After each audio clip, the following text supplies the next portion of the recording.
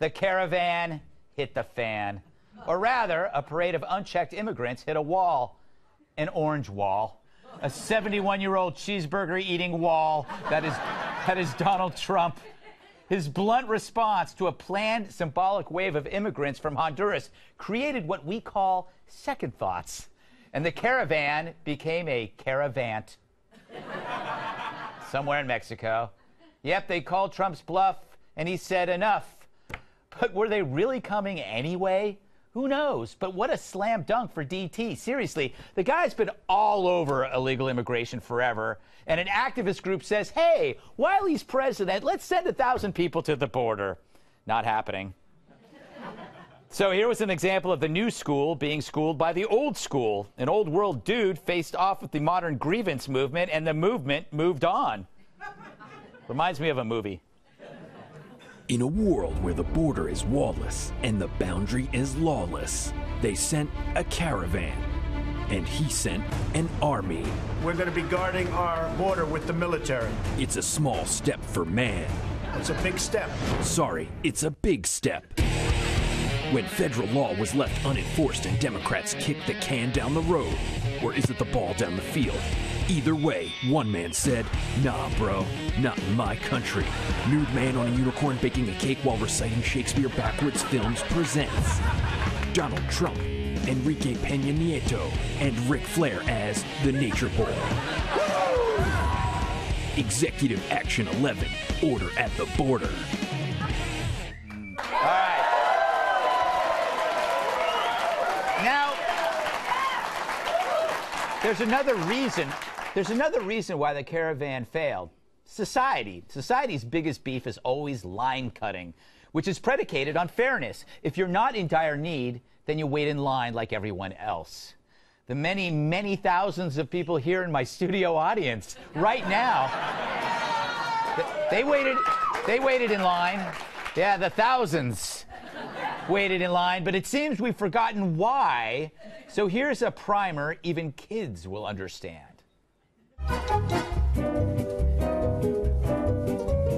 Line cutting. Why is it bad? Well, first you should know that lines are as American as the Revolutionary War. Back then, linear infantry formations would have to wait their rightful turn before shooting each other with muskets.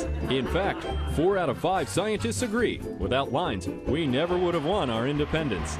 Fast forward to today and you can see lines everywhere. For iPhones, at ball games, on Gordon Ramsay's forehead, and there's even a line to get into this country. The only place you won't see lines are at Maroon 5 concerts. But when lines are long, some people like to cut the whole thing, leaving those people who follow the rules out in the cold. Doesn't seem fair, does it? Unless, of course, you're in a place that says rules don't matter and you're given sanctuary. But that's a video for another time. And that is why line cutting is bad. Yes! No one ever explains it! No one explains it! The bottom line, everyone who came here the right way wishes everyone else would do the same thing. Get in line. Meanwhile, the left met another wall. Call it a collusion collision. After a year of very thorough investigation and going after all the low-hanging fruit, if they couldn't have shifted him from a subject to a target, there's nothing there. Now they're going after very, very weak issues. Collusion. I challenge Mueller to tell me what statute is violated by collusion. Dershowitz. Throwing down the gauntlet. So, was the news that Trump's not a target a plus for Trump and a setback for his foes at CNN? We stopped by their offices for comment.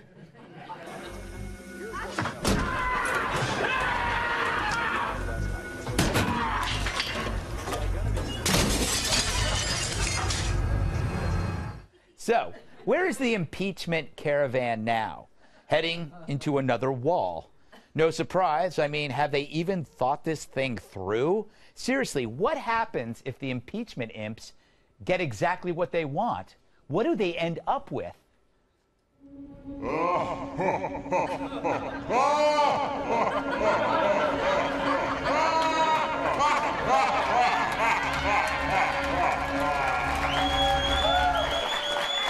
That's your plan? I love that plan. Replace a centrist Republican with a guy who's so right-wing he makes Genghis Khan look like Grandpa Walton. But the left never has a plan, always seeking to replace things that work, a free market, a border, a president, with crap. Communism, socialism, identity politics, patchouli, tofu. No wonder everything they touch ends in suffering. If history was our guide, we'd build a wall around them. But last and never least, there's this. A former first lady compares Donald Trump to being a bad parent. The 8 years that Barack was president, it was sort of like having the good parent at home, the one that told you to eat your carrots and go to bed on time. And now perhaps we have the other parent. Maybe it feels fun to some for now because we can eat candy all day and stay up late and not follow the rules. That wasn't a bad metaphor, except for the last line. It feels fun for now because we can eat candy all day. So what's the candy? Is it more jobs, less ISIS, progress with North Korea, Gorsuch, tax cuts? Because if that's the candy, what does that make Donald Trump? The candy man can because he mixes it with love to make the world taste good. Candy man, candy man, candy man. Yeah!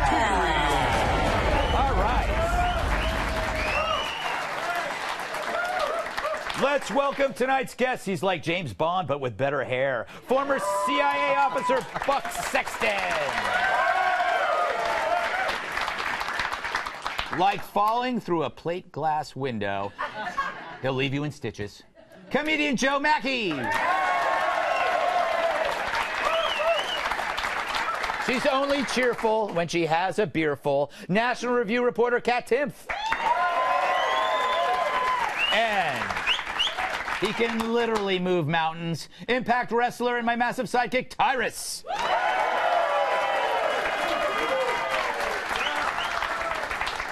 So, Buck, I have to hand it to Donald Trump on this because this was a yearly political stunt by an activist group to raise awareness about asylum seekers and so forth. And it's been done before, but he repurposed it for his law and order perspective, and it seems like it worked. I don't know. We also have more data now about what ends up happening, by the way. You have a lot of 25-year-olds showing up at the border saying they're 17. And yes. That's just now been established. I've been tricked by them, by the way.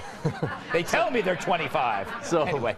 So there's a lot of that happens. And also, what I think people started to recognize this week is that they're actually not illegals. Yeah. They were going through, this is a caravan going through a mountain-sized loophole. This was an enormous loophole where they literally show up to Border Patrol and they say, here we are. Can you put us on those buses and send us to the places where you give the people the free place to stay and the food and tell me to show up in immigration court in about 5 years? Yes. We'll see how that goes. No, it's a good point. Joe, I think this was poor planning on their part. Here you have a president who's so old world, all law and order, and they go, let's just send 1,000 people to the border. He won't do anything. Yeah, caravan's a terrible way to sneak into a country unless it's a Dodge Caravan. I've said that a million times, and I'll say it again. But I'll tell you what, they were upset that about the presidential election in Honduras. Well, I don't think that they're going to like the president here because Trump probably wouldn't have done well in that election. Yeah, that is true. That is true. Kat, I kind of think what bums me out about the caravan, it's actually an important issue, people trying to get out of bad countries. But how can just being a citizen of a country make you an asylum seeker? There's got to be like war and pestilence and hell, right? Yeah, I would agree with that. Thank you. All right. Guess that wasn't much of a question. Was it? No, I think that the one issue I had with this is Trump said this represented like a massive influx of illegal immigrants, when really Border Patrol agents have said this is pretty typical of what they see every day. Yeah. And also, border crossings have dropped dramatically. There's not this new massive influx. And I do think that Trump deserves credit for that. I don't think he's giving himself enough credit. They've dropped dramatically. So there's not this new massive wave. They're way down. Yeah. But it's part of, I think it's because he's a metaphorical wall. I mean, like if somebody who just gets elected says you're not allowed to come here, it's going to send people back, right, Tyrus? Or yeah, I think it was interesting because we live in a world now where no one's ever really beaten or loses an argument, and they were pretty much told you're not coming to America. So they're like, beautiful Tijuana. We are now going to beautiful Tijuana, ladies and gentlemen. Tijuana, where everyone gets a fresh start. You know, man, it's amazing over there. It's kind of like America, just drunker. It's going to be great. So Tijuana they just they seem to move that this journey. It'll get Morgan Freeman, the narrator, now in Tijuana, where they find their new life. So they didn't really lose. They can't give it. You know, he sent the National Guard, and they're like, maybe they're gonna do clerical work. Nah, bro, they're not clericing nothing. They're clicking and clacking and making sure you're not crossing. But yeah, that was the whole thing today. Is they changed the narrative to where it was just a symbolic. Right. Except they didn't tell the people on the buses who packed everything they possibly could in underneath the bus, and they didn't tell them that it was just it's just a little thing they're going to show off, and then everyone's going to go back to Honduras. Yeah. No, they're stuck in Tijuana now, and there's not a lot of jobs out there. Yeah, there are a lot of jobs, but they're not jobs that you want. Yeah. Apparently, I would not do that. All right. So what's final questions? If nothing seems to be working, Buck, when they're going, if collusion doesn't work and Stormy doesn't work and infidelity doesn't work, collusion, dementia, what should the left do now? To win the midterm election? Yes. Just not be crazy. But they can't manage to do that. No, I really mean that. Like, if they actually focus, they know what the answer is here because of what happened in Pennsylvania with Connor Lamb. If they talk about issues that actually matter to the American electorate, they have a chance of winning some of those toss-up races that right now are actually trending a little bit Democrat. But if they do what you're talking about, you cannot turn on CNN without seeing either Vladimir Putin's face or Stormy Daniels. Yes. That has become the network mantra right now. They got to put them together. Stormy Putin? Stormy Putin. That sounds like a medical disorder. Joe, final thoughts on how things are going in general? Maybe we could get Katy Perry out there on the campaign trail earlier this year. Yes. Yeah. She really helped, don't you think? From some people's perspective. Yes. Mainly not hers.